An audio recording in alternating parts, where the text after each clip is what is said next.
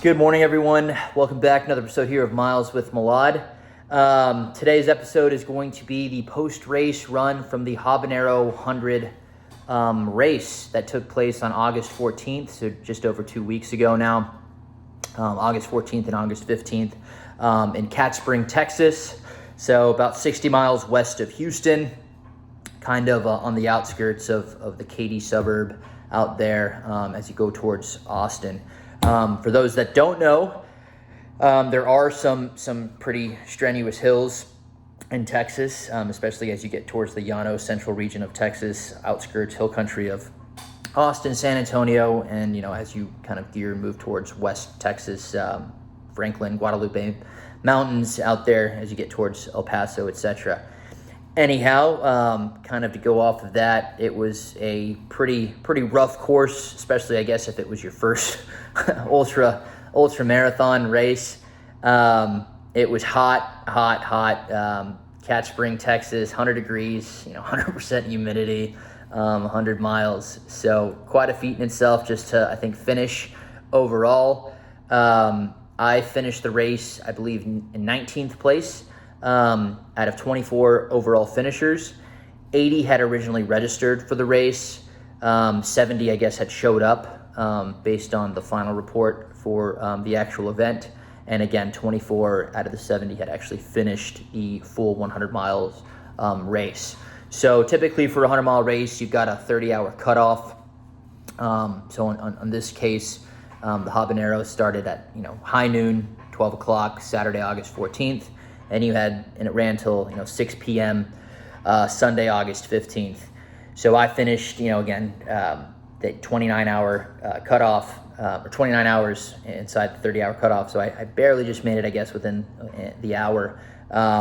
No shame in that at all. I think just finishing it, like I said, is an accomplishment itself, especially since it was my first race and with all the activity kind of been ongoing this year.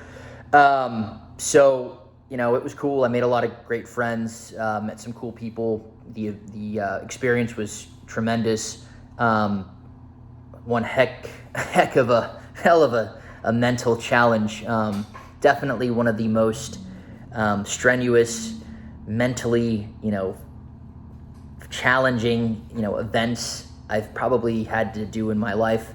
I know I get asked, what was harder, an Ironman or a 100-mile run in the last couple weeks, and that's tough. I mean, during the run, I would definitely say the 100 miles, but in the Ironman, you've got three disciplines, really. I guess really four with the nutrition aspect as well.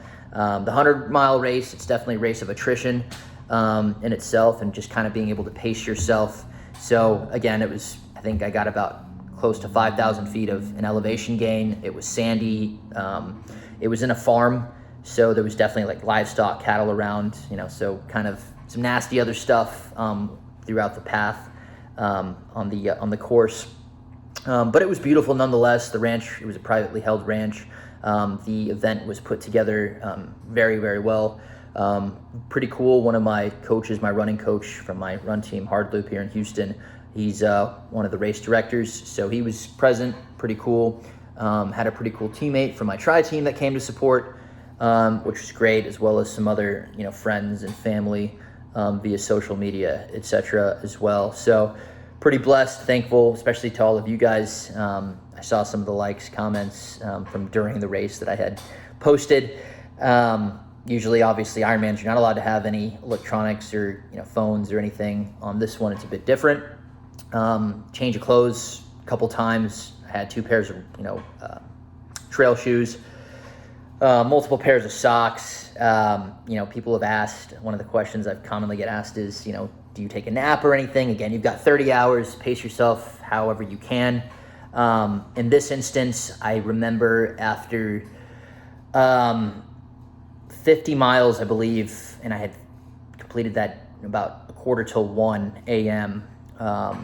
So now it's Sunday, August 15th. I went back to my car, and I mean, one of the many times I seriously just wanted to throw in the towel and say, why am I doing this? This is just ridiculous. Toughened it out. I did try to close my eyes for about 60 to 75 minutes. Then I got my act together, kind of hit the reboot, reset button, changed my shoes, socks, shirt, shorts, and kind of got back into it. I remember about 2:30-ish that morning. And I ended up finishing the race Sunday about 5 o'clock in the afternoon. It was hot throughout the the 2 days. Definitely lots of moments, like I just said, that I was definitely pretty conflicted with wanting to really just carry on in itself. I'm a pretty competitive, stubborn person. For those that don't know, I'm at the mere age of 30, so I think still relatively young, maybe a bit late.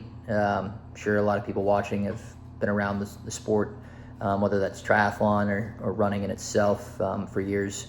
I've always been a pretty solid athlete, I would say, especially growing up. Played all sports throughout grade school, high school, lots of extracurriculars in college. Of course, I ended up studying engineering. Great school, Texas Tech in West Texas, proud of it. And of course, working in the oil and gas industry, but still finding as much time as I can to kind of still continue my passion of lots of sports, such as running. So running has always been a hobby of mine, growing up, no matter where I am, what I do. Swimming as well, cycling, it's been a few years now since I've kind of picked that up. But focusing back on the run in itself, would not recommend just getting up off of the couch trying to attempt a 100-mile race. Usually, you kind of gradually hit up that ramp, maybe do at least a 50-mile or 100K before attempting a 100-mile run. I'm pretty stubborn, but again, glad I completed it. It was definitely on my bucket list of to-dos. So kind of just breaking it down again, I drove up. It took me about an hour, just over an hour, to get to the venue in Cat Spring from my place here in Houston. And then once we got there, I just kind of started to get my gear together. Definitely a lot more mellow, relaxed, as opposed to a tri-race or, a marathon or half marathon, or a 5K, whatever kind of short distance race, Olympic race that you're kind of competing in. So definitely different atmosphere. Of course, starting time's way different for this one, at least at 12 o'clock, right in the dead of the heat. But again, you meet cool people, make cool friends, definitely, something that I'll probably never forget for the rest of my life. Definitely do plan on completing several more, 100-mile races down the road. I am already signed up for the 50-miler, actually. Go ahead and let you guys know on December 4th. It's the Brazos Bend 100, so that's in Needville, Texas, which is southwest of Houston, but I plan on doing the Dallas Ultra about a week after that, so I figured a 50-miler would be sufficient, at least for this December. That's supposed to be a lot faster of a course, a lot easier, obviously, given the fact that it's in December in Texas as opposed to August in Texas. So weather, climate, terrain, it's a flatter course, fast course. So hopefully that'll be a lot nicer of a run event. So, but back on this one, I remembered, even after the first loop. So again, it's the 100 miles was made up of 16 10K loops around the ranch. So you'd come around, obviously 16 times to the main area. You could. Obviously, there was a specific area if you wanted to go change your clothes or go to your car or your campsite or your tent or whatever to grab stuff, but you had to come right back. And of course, the clock doesn't stop. The race, of course, for these races, at least for races that are registered with USTF or whatever, are they've got food, snacks throughout the course. There was 2 stations. I remember, given the fact they're 10K loops. And, tremendous volunteers, really cool. Always thank them. I always try to, even when I'm in my worst mood, with frustration, anger, just wanting to quit or give up, I guess. But really cool. Definitely, like I said, a race of attrition and pacing yourself is super, super important. I remember on the first loop, I think I did about a 9-minute pace, and then after that, I was like, I cannot possibly do this 15 more times. I mean, it was lots of crazy thoughts. But I think one of the craziest, coolest experiences was at about the 50 mile marker. Like I had said, that when I kind of went back for a change of clothes and I tried to close my eyes for about 75 minutes or so before I got back into it, was running throughout the night. I definitely, things I would change. I'd probably maybe have not started as strong, at least for this course, maybe studied the course a little bit better, prepared for that in that state. Not really mentally so, just more so, understanding the conditions of the course and, planning in the sense of, okay, I'll start it easier, pick it up after a loop or two, and then wind down until the sun sets, and then really, go at it from pretty much 8 p.m. till 8 a.m., which is what I'd wish I'd done. Obviously that didn't happen, but again, still happy with the overall result. Definitely cool, had the headlamp, gear was good. I had obviously my backpack for my fluids. For this specific race, you were required to have at least a bottle, water bottle or some sort of fluids with you at all times while you were running, just because it was super hot. So I did have that. Post-race gear.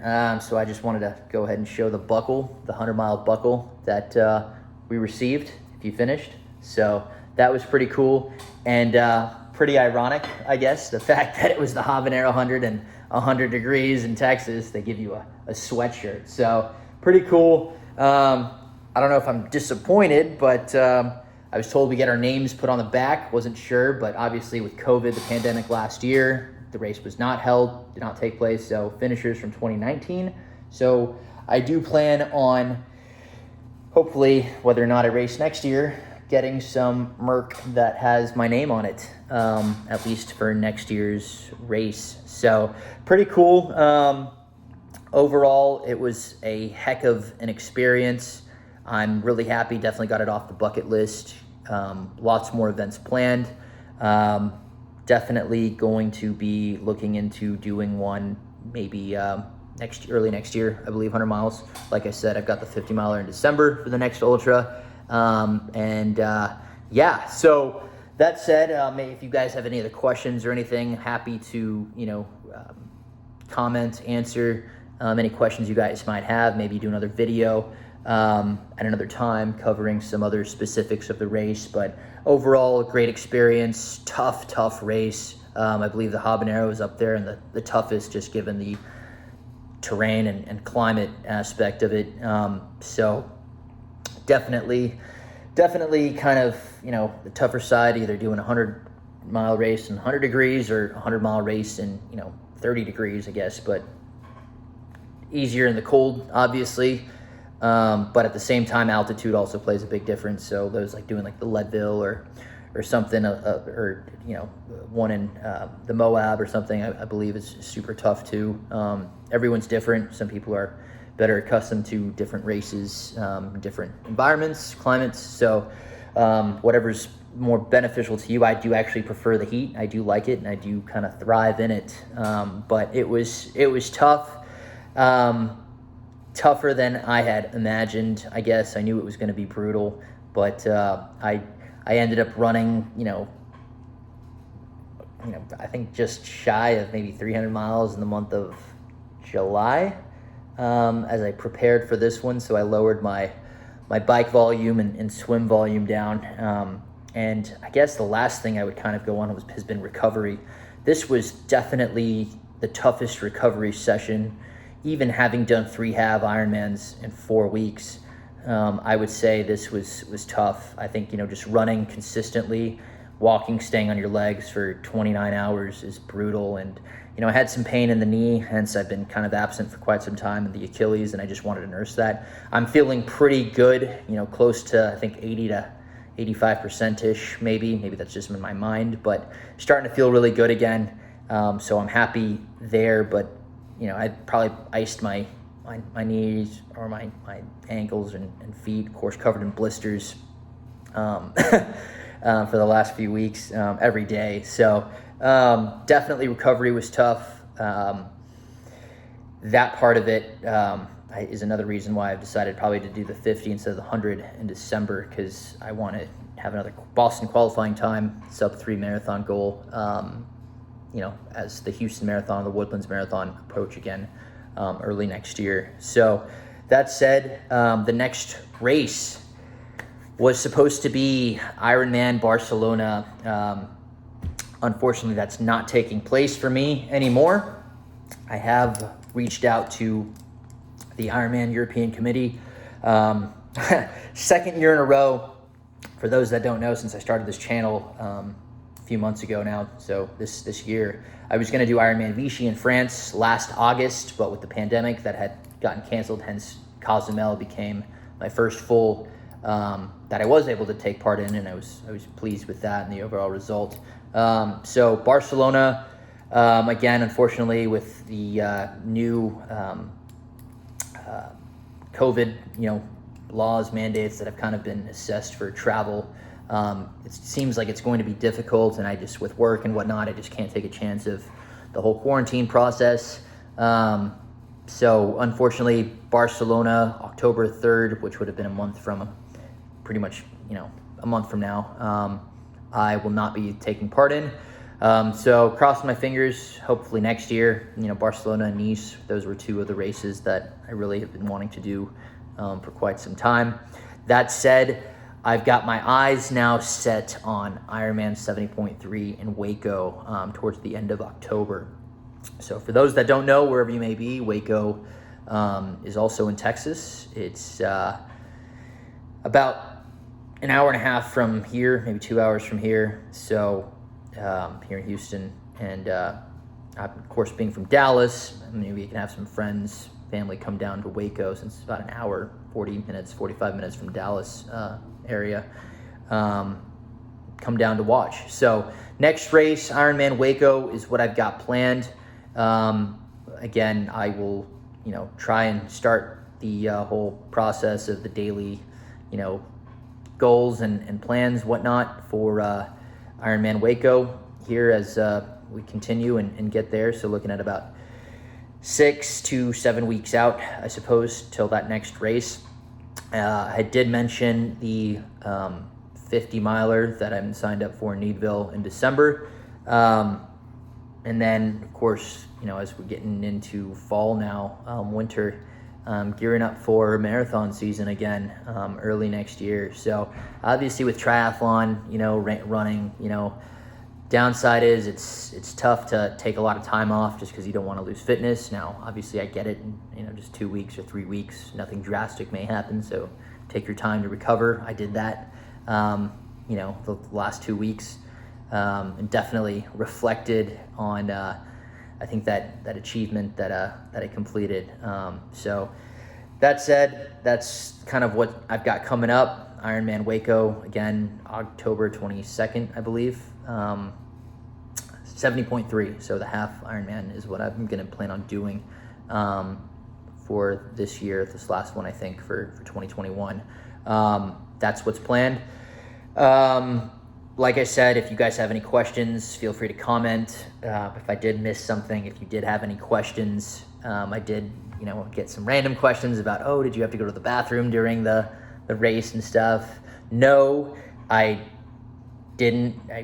I guess I peed a lot. There was a time I remember, and I hate to be nasty or anything, that I did have discolored urine. That did kind of worry me. But I don't know if maybe I was dehydrated or whatnot. I definitely tried to maintain my fluids and electrolytes appropriately. Snacked here and there where I thought it was necessary. Chafing. Probably won't rub Vaseline all over my body again this time. Happy I used sunscreen. Happy I had multiple pairs of socks, different changes of clothes, 2 pairs of shoes at the very least, different pairs of socks, hat, my lamp. Just toughing it out. So another big accomplishment I achieved, 100-mile race, post-race report here, Miles with Malad. I hope this channel has been beneficial. Cool, I know I'm not the best at content creating, perhaps, or marketing ideas, but giving it what I got while working as well. So that said, I appreciate all the continuous love, support, and everything. Continue to like, subscribe, follow, and this would not be continuing on this channel if it wasn't for you guys. I know, covering over close to 50 subs now, so very, very thankful to all of you guys. I appreciate that. I think that's Nala kind of starting to growl, so I'm gonna go see what she's up to, make sure she's okay back there. And yeah, I will see you guys later. Thank you, everyone. You guys are awesome. Love you all, and continue on this journey with me on Miles with Milad. I'll see you guys soon. Thanks.